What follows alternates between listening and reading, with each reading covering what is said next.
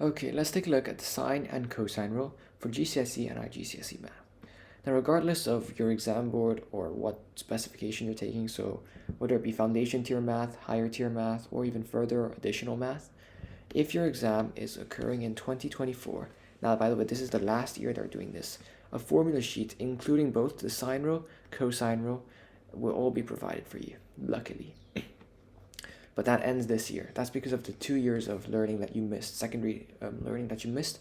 So 2024 is the last batch of students that will get this treatment. So after this year, no more formula sheet, but luckily, at least for this year, you don't need to memorize it.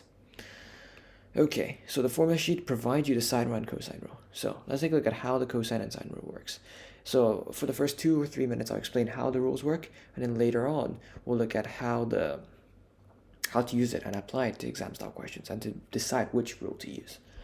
Let's begin with our sine rule. The sine rule. There is only one sine rule. So the sine rule. The sine rule goes like this. Sine of A, if I can start writing, sine of A divided by A is equal to sine of B divided by B equals sine of C divided by C, but you only really need to know up to here because you'll never get provided 3 lengths or 3 angles. Alternatively, you can write it like this. Equals B divided by sine of B. Why did I do that? Well, if I draw a rough triangle like so, by the way, sine and cosine rules can be used whether it's right angled or not. So these are not right angled triangles, but you can also use it for right angled, obviously. The angles are always labeled using capital letters. All right, angles always labeled using capital letters, and then lowercase letters are used to label the sides that are opposite the angle. So A, we have lowercase a for the length, B, lowercase b for the length opposite it, and lowercase c for the length opposite the angle. So in order to use the sine rule, you need to know these things. You need to know 3 of the variables. So we have an angle here, we have a length here, and a length here, right? So you either need to know 1 angle, 2 lengths, or you can know 2 lengths and 1 angle. 2 lengths, 1 angle. But there is 3 pieces of information that you must know. You need to either know the 2 angles or 1 length. And the reason I rearranged it into this format is to show something very interesting. When you solve things algebraically, you want to keep your unknown on top, right? So if your unknown is, say, a length B that you want to find, then you want to rearrange your sine rule into this form. Remember, if you just flip everything on both sides, it's going to be the same thing, right? That's why we can flip it whilst keeping the rule the same. So you want to keep your unknown on top. Whereas if your unknown is an angle, like angle B over here, we can flip it to keep our unknown here. That's essentially the sine rule, and we'll look at how to use it with an exam question in just a bit. If we take a look at the cosine rule now, the cosine rule. The cosine rule goes something like this.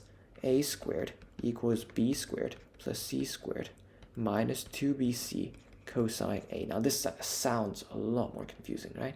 Really isn't. A squared equals B squared plus C squared. Where have we seen this? That's Pythagoras, right? A squared plus B squared equals C squared. It's kind of like a rearranged version of Pythagoras. Minus 2BC. These BC, these are all lowercase, right? So these are just lengths in a triangle. Cosine of A, angle. So if I draw another triangle out here, and we have our angle A, B, C, and adjacent lengths. It's referring to BC, 2 lengths within the triangle, an angle in between it. Importantly, the angle needs to be in between the 2 lengths, and that's pretty much it. So for the cosine rule, you need to know 1 angle and 2 lengths. Importantly, the angle must be in between the 2 lengths. If you notice here, we needed to know 1 angle and 2 lengths. So it's a similar thing. It's a slightly different way of showing it, I guess. Now this, by the way, this means that we're multiplying this side and this side together, right? Just remember to keep note. It can get a bit confusing if you get a bunch of numbers. And just make sure you keep an eye on the sign as well. Let's take a look at an example question. So we are told to work out the length of BC. So BC, let me just label that as x so it's a little bit more clear. This. We can instantly see there's a relationship between this, and there's a relationship between this and this. Whenever we're looking at relationships between things that are opposite each other, we already know we're going to be using the sine rule, don't we? What was the sine rule? It was sine of A divided by A is equal to sine of B divided by B. But importantly, take a look. Our unknown is a sine, so we want to keep our unknown on top, right? So let's rearrange this to become A over sine A equals B over sine B. You want to keep your unknown on top, so our length, which is the lowercase, is going to be on top. Now we need to know everything on the first one, right? So you want to fill the ones that you know on the left hand side, because that just makes the calculation a bit more easier. So we have A, length of A, which is going to be this one, 15. And we have our angle opposite it, so sine 112. That's going to equal length of B, which is our unknown, so we can keep that as x, and sine of B, the angle opposite it, which is 33. If you get your calculator and input it, you can just do this. You just do 15 divided by sine, press sine on your calculator, and you'll get a single bracket showing up. Then, what you can do is you input the value of sine A. What's A going to be? 112, right? So you input 112, and you can close bracket. Importantly, make sure to close brackets. That'll give you a value of roughly 16.17802.114. Notably, don't use this value. Just keep that value in your calculator and directly multiply that value by sine 33 to keep it as accurate as possible. So you multiply that value by sine 33, which when we do, we're going to get an answer of 8.81 to 2 decimal places. That's going to be the length of x, so of the length of BC. And notably, everything was in centimeters, so this is also going to be in centimeters. That's our answer. All right, let's take a look at the next question. This time we're supposed to find the area of this triangle. You might just see this and not read the question and try to find out the length of this side by using the cosine rule, but no, that's not what you're doing. We're finding the area of the triangle. Make sure to read your question properly. So if we draw an imaginary line to help, if I can draw one nice, it's quite tough to draw like this without a ruler. Anyways, that's going to be 90 degrees, right? Because to find the area of a triangle, we can do base times height divided by 2, right? So we have our base of 7 centimeters, we just need to know the height of the triangle. So we can use the sine rule to find the length of this imaginary line. And then we can use the base times height rule. Alternatively, there's this rule, half AB sine C. So this rule goes to show that if you have lengths A and B, and you have side length C as well, right? Well, the angle on opposite side C is going to be capital C, right? So it's going to have to be 2 lengths and the angle opposite it, and you can multiply them together and divide by 2 to give you the area of a triangle. I'll show you this method in just a second, but notably just know that you need to have 2 lengths and the angle must be in between the 2 lengths. Let's take a look at using this by solving using the sine rule first. I prefer that method too rather than this formula method. So we have 90 degrees here. So if we're looking for a missing length, right? So we're going to keep our unknown on top being the length. A over sine A is going to equal B over sine of B, right? Our A is, fill out everything you know. You want to keep the first equal sign, this section, to things that you know already. So A, first length is going to be 6 centimeters. Let me move that over here and write that a bit more clear. Divided by sine of A. Sine of A is going to be 90 degrees, right? Because remember, that's 90 degrees. It's a perpendicular line we've drawn on. So sine of 90. And that's going to equal B. Sine of B is our unknown, so we can label that as x. Sine B is going to be 60. Then we just go to our calculator, and we can just do 6 divided by sine 90. And that'll give us a value of 6. And that's going to equal x divided by sine 60, right? So what we can do is multiply both sides by sine 60 to leave x on its own. And that'll give us 6 multiplied by sine 60. If you do 6 multiplied by sine 60 into our calculators, you will get a value of 3 root 3 is equal to x. Remember, that's not our final answer, that's just the length of this triangle, the height of this triangle, sorry. We can now do 3 root 3 multiplied by 7, which will give us 21 root 3. I can divide that answer by 2 to give us an answer of 18.19 rounded to 2 decimal places, and that's going to be in centimeters squared. 18.19. Pretty easy, right? Let's take a look at the alternative method of solving this question, which is by using this equation method on top. I'll leave the answer back down here so that we can check our answer using the other method as well.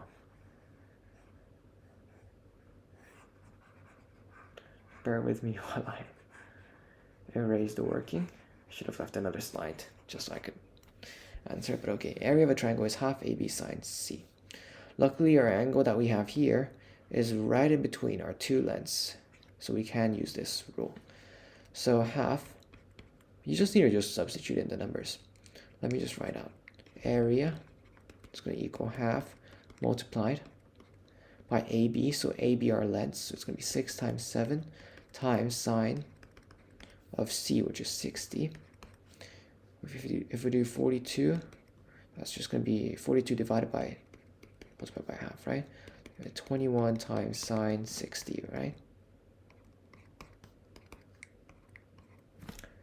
If we do 21 times sine 60 into our calculators, we get an answer of 18.19, again to 2 decimal places, centimeters squared. So we just verified our answer. You might find this method easier, you might find this one a bit more easier to wrap your head around. Whichever method you like, that's how you solve it.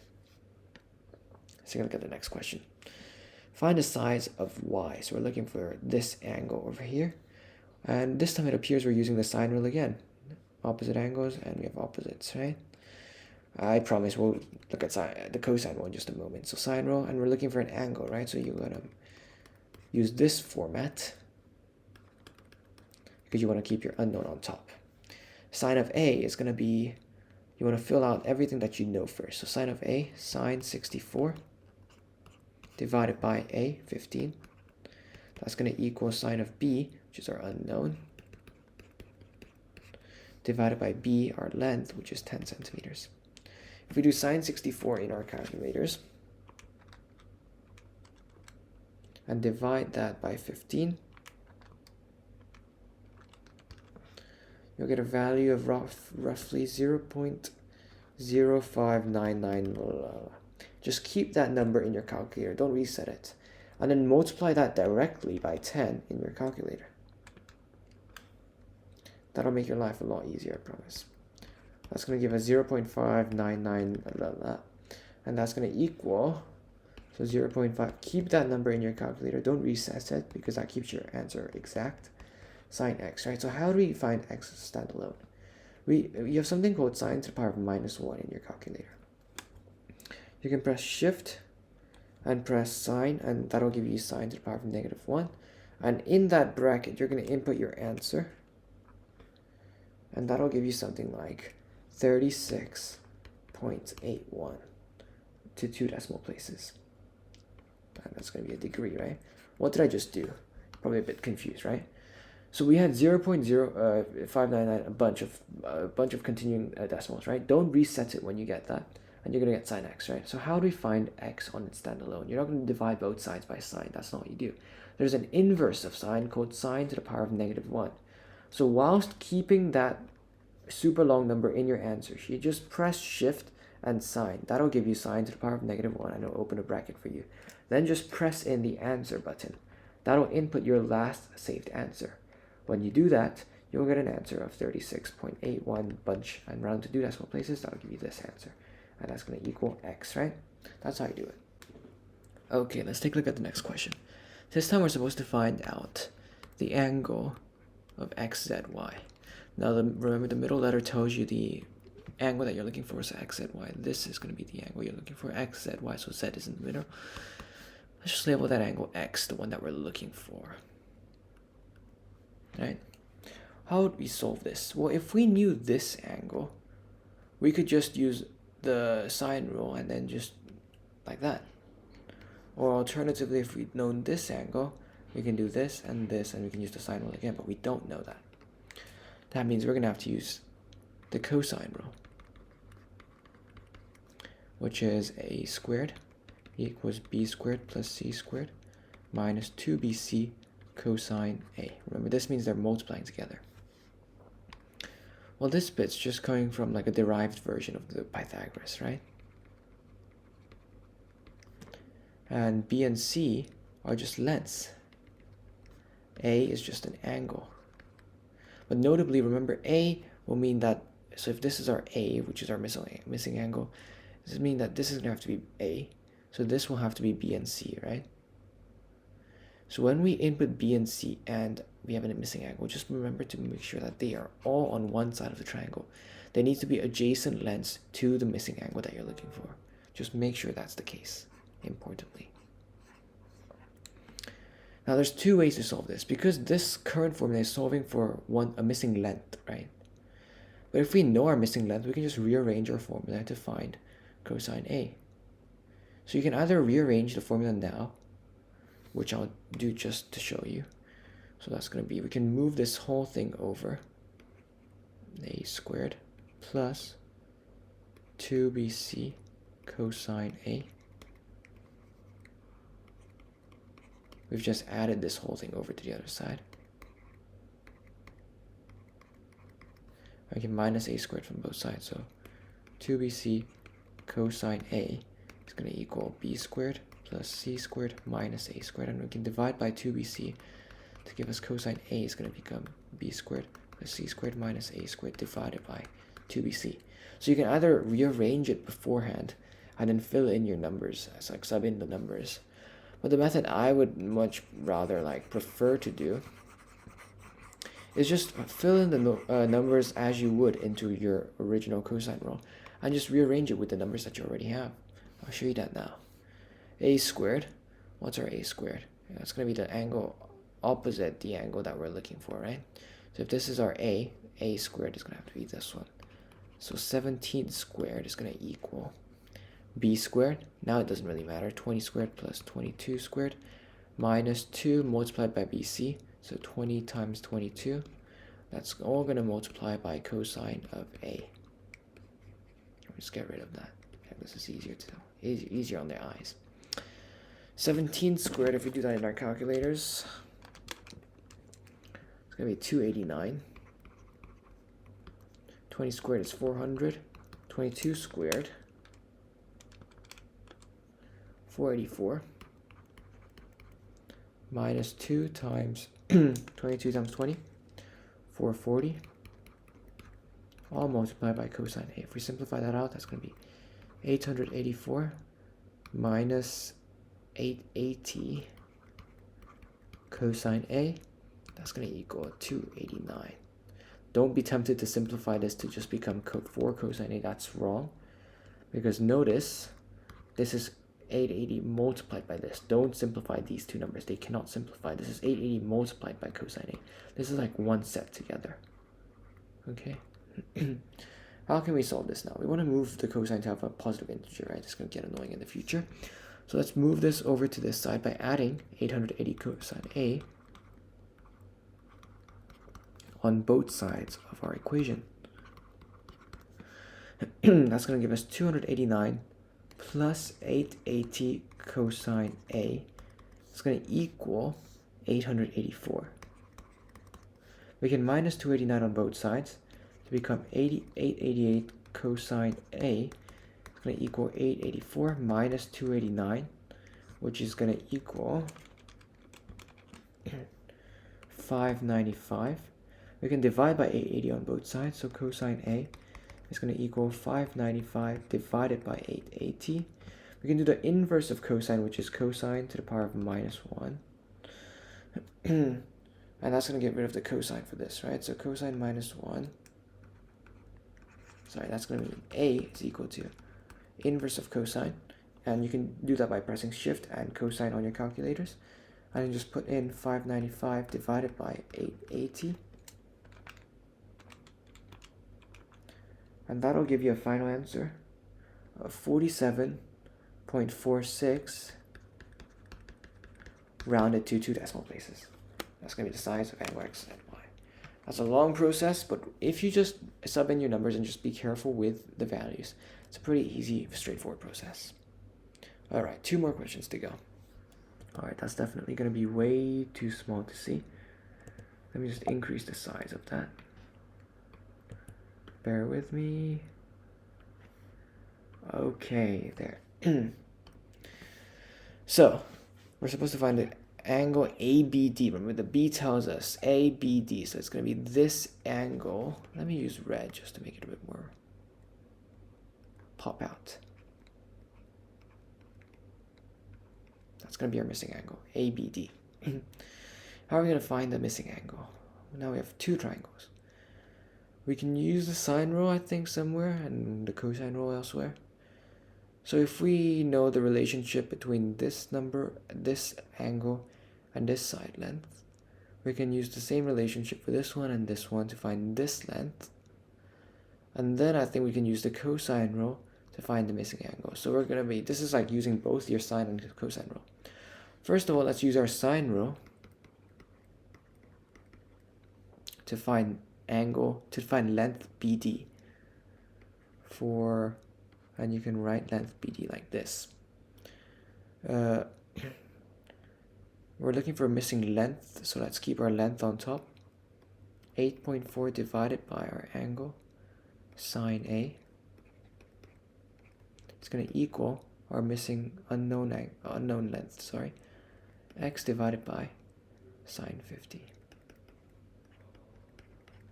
Right? So 8.4 divided by sine. Why did I write A there? I have no clue why I just wrote 8 there. It should be 68, sorry.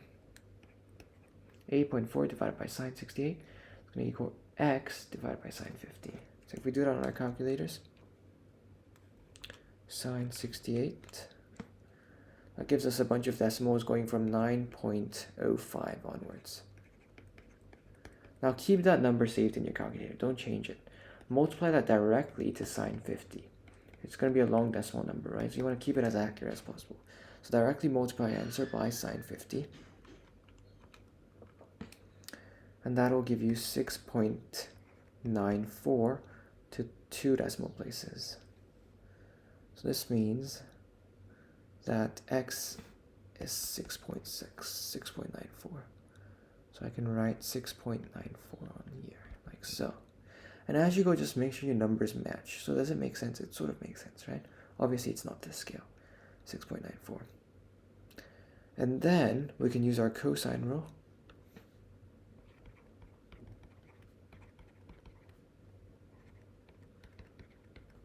C squared minus 2bc multiplied by cosine A, right?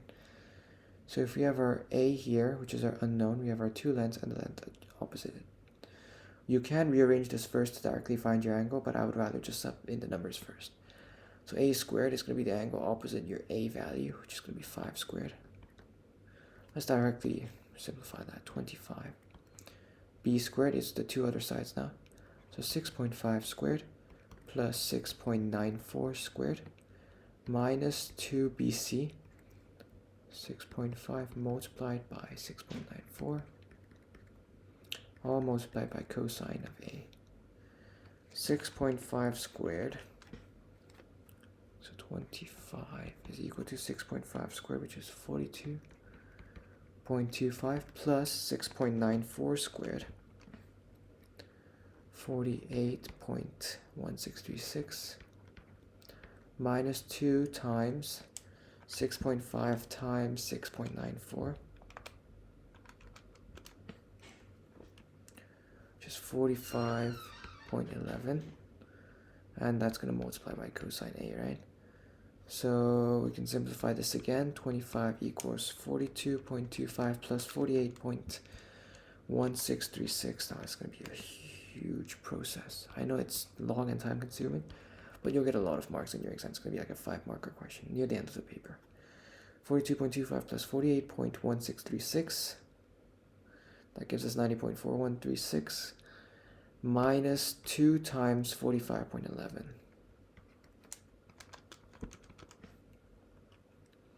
Which gives us 90.22 And last but not least, that's going to multiply by cosine A. Remember, this is one whole set of numbers. You can't just simplify this out. So let's add. Let me change colors just to make it a bit more.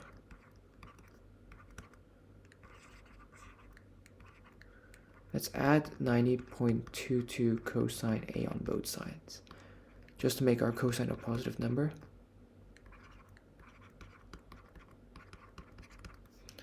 That'll give us, switch out colors, 25 plus 90.22 cosine A is going to equal 90.4136, and we can minus 25 on both sides.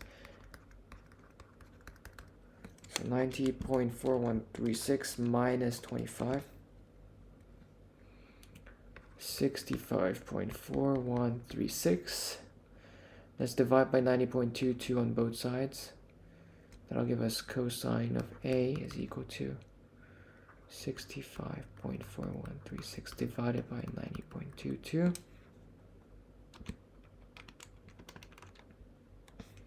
Which gives us a long decimal number 0.725, and continuing. Keep that number saved on your calculator because we're going to do A equals the inverse of cosine, which is cosine minus 1, which you can access by pressing shift on your calculator. Shift cosine and then directly input your answer in, which will give you a final answer of 43.53 degrees rounded to 2 decimal places. I'm surprised I didn't make a mistake in the middle because there are so many numbers, so many chances for you to just mistype your number into your calculator, calculation errors, misread the signs, etc. But that is the correct answer, 43.53. All right. It's not really complicated. It's just a long process. It's tiring. It's boring. It's easy to mess up. But as long as you know the process, it's pretty much easy.